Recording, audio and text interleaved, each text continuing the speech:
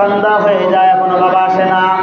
বাবা বড় বাগান মহাব্বত করতো, বাবা বড় ফল পছন্দ করত। চলো ভাই বাগানে যা দেখি, বাবা যে এখনো আসলো না, কারণটা কি?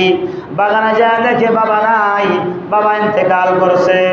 এবার বাবার পাশেই দাঁড়ানো যুবক, এই যুবক আমার বাবাকে কে হত্যা করছে? আমি আপনি হত্যা করলে বলতাম জানি না কে হত্যা করেছে। তা আমি বলে আমি হত্যা করেছি। এখন যদি মিথ্যা কথা বলি, মিথ্যা কথা বলে দুনিয়া পার পাবো, আখিরাতের ময়দানে পার পাবো না। মিথ্যা কথা বলে দুনিয়া থেকে রেহাই পাওয়া যায়, মিথ্যা কথা বলে মানুষকে ফাঁকি দেওয়া যায়, কিন্তু আখিরাতের ময়দানে ফাঁকি দেওয়া যায় না। আল্লাহর নবী আলোচনা করতেছিলেন, বয়ান করতেছিলেন, এরকম ভাবে শিরকের আলোচনা করতেছিলেন। এই যে মিশকাত শরীফের কিতাবের ভিতরে আছে 10টা শিরক, বড় বড় 10টা শিরক।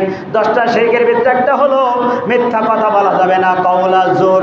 নবী আমার এরকম হেলান দিয়া বর্ণনা করতেছিলেন, বয়ান করতে করতে যখন বর্ণনা করলেন কওলা জোর, নবী আগায় আসছে।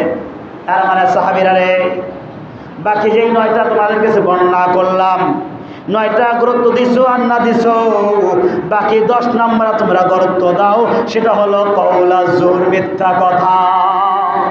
মিথ্যা কথা মানুষকে ধ্বংস করে দেয়। আল কিযবু ইহলিক, মিথ্যা কথা মানুষকে ধ্বংস করে দেয়। আর সিদুকে মুজি, নবী বলেন সত্যতা মানুষকে নাজাত দিয়ে দেয়। এই যে বাস্তব ঘটনা আমি আপনাদের মাঝে বর্ণনা করব। এই যে তাবি আল্লাহর এই বান্দাকে হত্যা করেছে। ওই যুবক, আমি তোমার বাবাকে হত্যা করেছি। কয় কেন হত্যা করলা? এই কাহিনী, এই জন্য হত্যা করেছি। এখন আমি কেমনে যাব? আমি বাড়ি যাওয়ার রাস্তা নাই, আমি বাড়ি যাওয়ার রাস্তা উপায় নাই। এত রাস্তা আমি 500 কিলোমিটার রাস্তা আমি দৌড়ায় আসছি, এখন কেমনে যাব? পেরেশানি পড়ে গেছি। আমি তোমার বাবাকে হত্যা করেছি, বিচার করেন। দুনিয়াতে বিচার চাই, আখিরাতের বিচার চাই না। মান কাতালা মুমিনান মুতাআম্মিদান ফাজাযাউহু জাহান্নাম। সূরাতুন নিসা আল্লাহ তাআলা বলেন, কোন বান্দা যদি কোন বান্দাকে ইচ্ছাকৃতভাবে হত্যা করে, তার ঠিকানা হলো জাহান্নাম। আমি তোমার বাবাকে হত্যা করেছি, আমি আখিরাতের ময়দানে নাজাত চাই, জাহান্নাম চাই না, জান্নাতে যেতে চাই। আবার বিচার করেন, বিচার চাই। এবার 2 জন যুবক তাবিঈকে নিয়ে গেলেন মদিনায়। আমিরুল মুমিনিন হযরত ওমর রাদিয়াল্লাহু তাআলা আনহুর কাছে নিয়ে গেলেন। ও খলিফা, এই যে যুবক আমার বাবাকে হত্যা করেছে, বিচার চাই, বিচার করতে হবে। ওমর রাদিয়াল্লাহু তাআলা আনহু জিজ্ঞাসা করলেন, আপনি কি হত্যা করেছেন? জি বাদশাহ, আমি হত্যা করেছি। তাহলে কোরআনের বিধান হলো হত্যার বিনিময়ে হত্যা, হাতের বিনিময়ে হাত, পায়ের বিনিময়ে পাও, নাকের বিনিময়ে নাক, কানের বিনিময়ে কান, দেহের বিনিময়ে দেহ, কল্লার বিনিময়ে কল্লা। তুমি যে হত্যা করেছো, তোমাকে ফাঁসির কাস্টে ঝুলতে হবে, তোমাকে হত্যা করা হবে। এবার যুবক দায়িত্ব বলে, খলিফাতুল মুসলিমিন ওমর রাদিয়াল্লাহু তাআলা শুনেন, আমাকে হত্যা করতে পারেন, আমাকে ফাঁসির কাস্টে ঝুলাইতে পারেন, কোনো আফসোস নাই, কিন্তু একটু আফসোস চাইছিলাম, একটু সুযোগ চাইছিলাম। কি সুযোগ চান? কয় সুযোগ চাই আমার এরকম ভাবে, আমি আমার এলাকার একজন বড় নেতা, আমি একজন বিশ্বস্ত লোক, আমার কাছে খ্রিস্টানেরা সম্পদ রাখছে, আমার কাছে ইহুদিরা সম্পদ রাখছে, আমার কাছে মুসলমান ভাইয়েরা সম্পদ রাখছে, তাদের গোষ্ঠীর সম্পদ আমার কাছে রাখা হয়েছে। আমি তাদের কাছে নিমন্ত্রণ করে না দেই, তাহলে ইহুদির গোষ্ঠীরা, নাসারারা, খ্রিস্টানেরা ভাববে মুসলমান বড় প্রতারক, আমাদের সম্পদকে আত্মসাৎ করে সে বিদায় হয়ে গেছে, সে লোকপাত হয়ে গেছে, চম্পট হয়ে গেছে, সে হারায় গেছে। এই জন্য আমাকে যদি সুযোগ দেন, তাহলে আমি আমার ওই ভাইদের সম্পদ বন্টন করে দিতাম।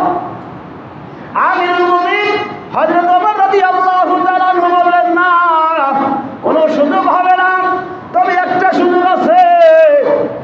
তবে একটা সুযোগ হলো, তুমি যদি না আসো, তোমার বিনিময়ে যে ফাঁসির কাস্টে ঝুলবে, তাকে যদি তোমার জিম্মাদার বানাইতে পারো, তোমার বিনিময়ে যদি একজন জিম্মাদার হয়, তাহলে তোমাকে ছেড়ে দেব, তাহলে আমি ছাড়তে পারবো না। এবার দাবিটা হলো আমিরুল মুমিনিন, আমার বাবা যদি থাকতো তাহলে এই মদিনায় আমার বাবা জিম্মাদার হয়ে যাইত, আমার মা যদি থাকতো আমার মা জিম্মাদার হয়ে যাইত, আমার ছেলে যদি থাকতো আমার ছেলে জিম্মাদার হয়ে যাইত। আমার বাবা নাই, আমার মা নাই, আমার জোরের ভাই নাই, যে ভাইয়ের জন্য জিম্মাদার হয়ে যাবে আমিরুল মুমিনিন, তাহলে আমার কোনো ভাই নাই, আমাকে ফাঁসির কাস্টে ঝুলাইতে পারেন, আমার আর কোনো আফসোস না। হঠাৎ করে সাহাবীদের ভিতরে হযরত আবু যার গিফারী রাদিয়াল্লাহু তাআলা আনহু দাঁড়ায়া গেলেন, আমিরুল মুমিনিন, আল্লাহর এই বান্দার জন্য আমি জিম্মাদার হয়ে গেলাম।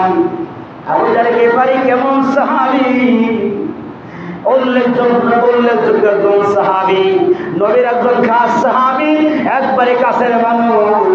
খেদমতে আবু যার গিফারী খায়রুল বাশার, জিন্দেগি মে না বানায়া अपना घर। अल्लाहु আকবার। আবু যার গিফারী এমন সাহাবী, যেই সাহাবী নবীর খেদমত করতে গিয়া ঘর বানায় নাই, বাড়ি বানায় নাই, সর্বদাই নবীর খাদেম হিসেবে ছিলেন আবু যার গিফারী রাদিয়াল্লাহু তাআলা আনহু। আবু যার গিফারী সাহাবীদের ভিতরে হাত উত্তোলন করছে, তোমরা কেউ হও আর না হও, আমি আমার এই ভাইয়ের জন্য জিম্মাদার হয়ে গেলাম।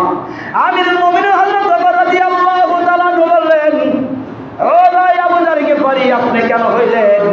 কয়াল মুসলিম আকুল মুসলিম, ও খলিফাতুল মুসলিম, ও নবীর কানে শুনেছি এক মুসলিম আর এক মুসলিম ভাই ভাই, আমার এই ভাই বিদায় যাচ্ছে, এই ভাই যদি না আসে ভাইয়ের ফাঁসির কাছে আমাকে ঝুলাইয়া দিবেন, আমার কোনো আফসোস না।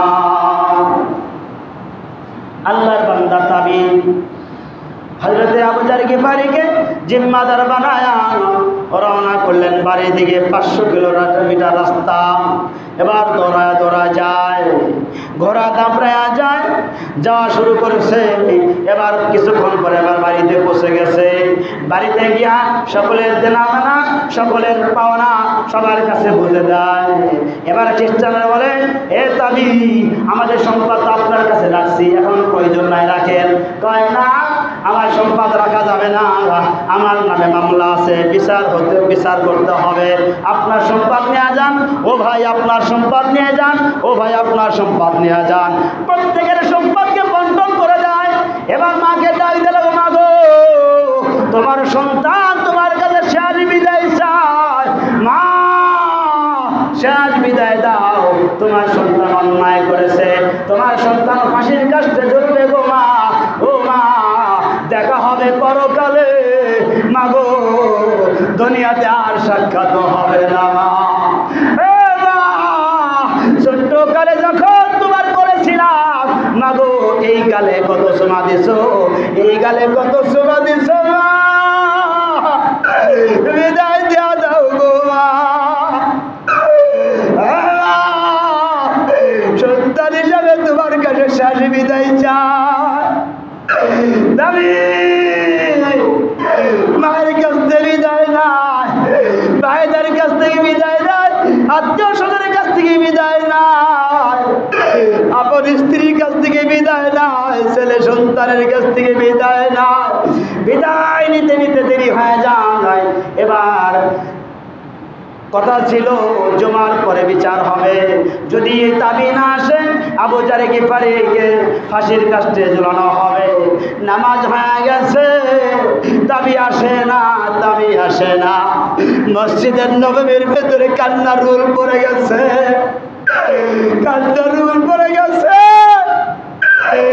মুসলমান কেমনে করে আবু যার গিফারী ফাঁসির কাস্টে ঝুলবে?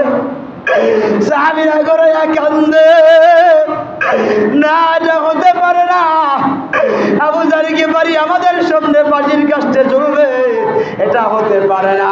সকলে গিয়া আমিরুল মুমিনের কাছে সুপারিশ করে, হে আমিরুল মুমিনিন, আবু যার গিফারীর ফাঁসি দেওয়া যাবে না, আবু যার গিফারীর ফাঁসি দেওয়া যাবে না।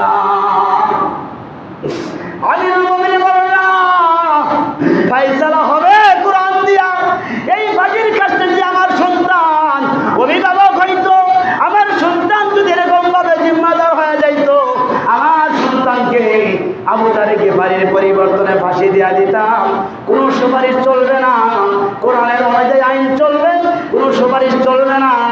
আমাদের বর্তমান জামানায় যদি নেতা খেতারের আত্মীয় স্বজন যদি হয়তো সুপারিশ করতো, সাথে সাথে সুপারিশ কবুল করতো কি করতো না? করতো। কিন্তু না, দেশ চলবে কোরআন অনুযায়ী, আইন চলবে কোরআন অনুযায়ী। ওমর রাদিয়াল্লাহু তাআলা আনহু বললেন না, কোনো সুপারিশ চলবে না। এবার আমি ঘোড়ার কানে কানে বলে, এ ঘোড়া, তুমি যদি সময় মতো না পৌঁছো তাহলে নবীর সাহাবী আবু জার গিফারীকে আমার পরিবর্তনে ফাঁসির কাস্টে ঝোলাবে। তাড়াতাড়ি তোমার যত শক্তি আছে চালাও। এবার ঘোড়া তার সমস্ত শক্তি বের করে বালুগুলি, ধুলা বালিগুলি উড়ায়া উড়ায়া মদিনার দিকে রওনা করছে। আর এদিকে 3টা বেজে যায়। এবার 3টার সময় ফাঁসির কাস্টে ঝুলবে আবু জার গিফারী। এবার সকলেই তাকায়, দেখি আসেনি, দেখি আসেনি। দূর থেকে দেখা যায়, মানুষ বোঝা যায় না যে বোঝা যায় কোন একটা যন্ত্র আসতেছে। দৌড়ায় ঘোড়া দৌড়ায়া, ঘোড়া দৌড়ায়া দৌড়ায়া বাড়ি ঘুরি এরকম ভাবে উঠতে উঠতে একজন বান্দা আসে। আমিরুল মুমিনিন একটু অপেক্ষা করেন, দেখি ওই ব্যক্তি হবেনি।